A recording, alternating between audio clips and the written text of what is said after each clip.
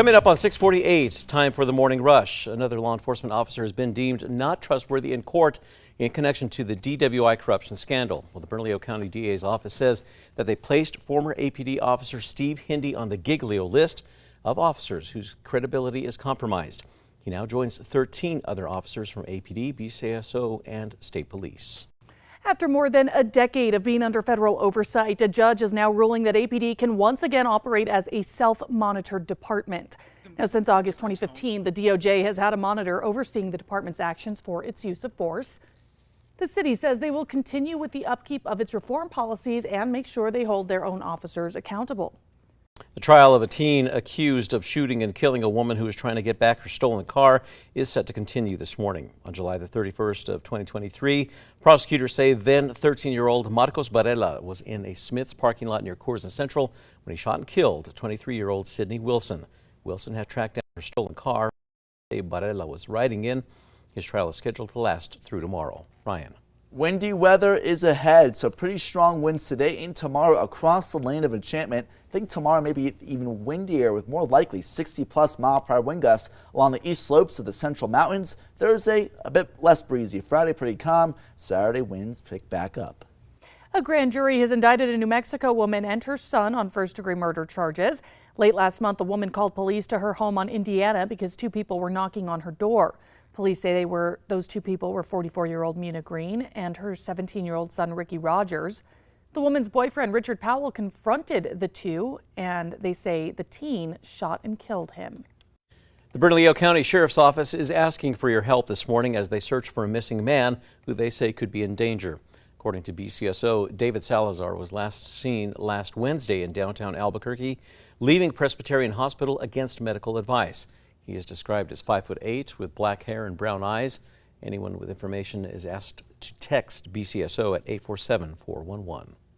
One state representative's letter is reigniting a decades-long debate about whether or not New Mexico lawmakers should be paid a salary. Supporters say the current volunteer setup ensures that the powerful, wealthy, or retired make up the vast majority of candidates who can do the job. Those against the idea say salaries could attract the wrong kind of candidate for the job. Ryan.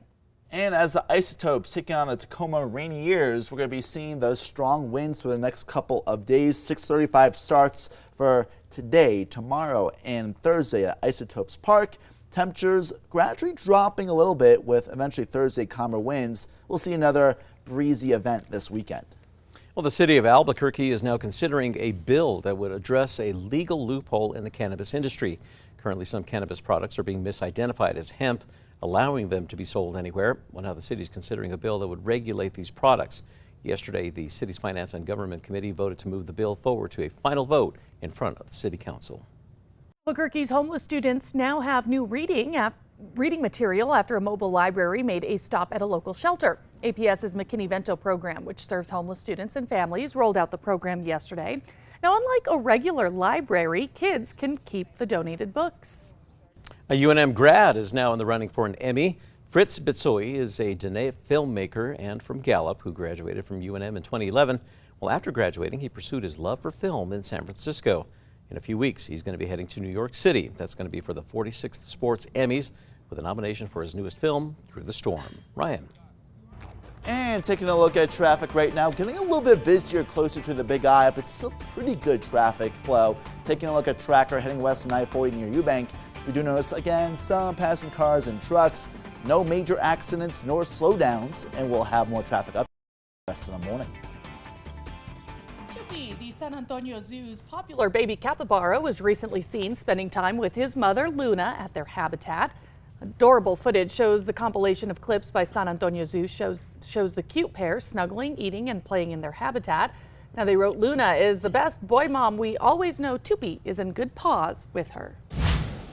And now it's time for the 5 facts. At number 5, a UNM grad is now in the running for an Emmy. Fritz Bitsoy is a Dene filmmaker and from Gallup who graduated from UNM in 2011. Now, in a few weeks, he's going to be heading to New York City for the 46th Sports Emmys. That's with a nomination for his newest film, Through the Storm. Bitsoy co-directed the film and is telling the story of the Red Lake Nation High School football team in Minnesota and their fight to keep their football program alive. At number 4, one state representative's letter is trying to reignite a decades-long debate about whether or not New Mexico lawmakers should be paid a salary. New Mexico is the only state in the country that doesn't pay a salary to lawmakers. After the idea failed in the Roundhouse again this last session, Democratic State Representative Michaela Lara Carena wrote a note saying, quote, "The people of New Mexico deserve better." Now, she argues that the current setup ensures that the powerful, wealthy, or retired make up the vast majority of candidates.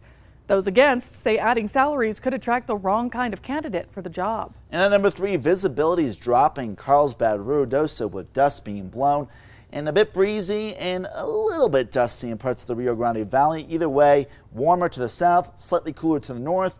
Either way, above normal temperatures with that fire threat as well, and even windier tomorrow.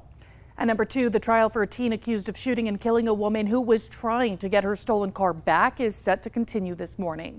On July 31st, 2023, prosecutors say then 13-year-old Marcos Varela was in a Smith's parking lot near Corzine Central when he shot and killed 23-year-old Sydney Wilson. On the first day of trial, the state brought forward an eyewitness who was rear-ended by the stolen car in that parking lot and later shooting. The defense attorney said Varela did not intend to kill Wilson and was trying to protect a friend in the car with him. And at number 1, another law enforcement officer has been deemed not trustworthy in court in connection to the DWI corruption scandal. The Bernalillo County DA's office says that they placed former APD officer Steve Hindy now on the Giglio list of officers whose credibility is compromised. He joins 13 other officers from APD, BCSO, and state police whose credibility issues are tied to the long-running criminal scheme in which officers took bribes to dismiss DWI cases. At this point, he has not been charged.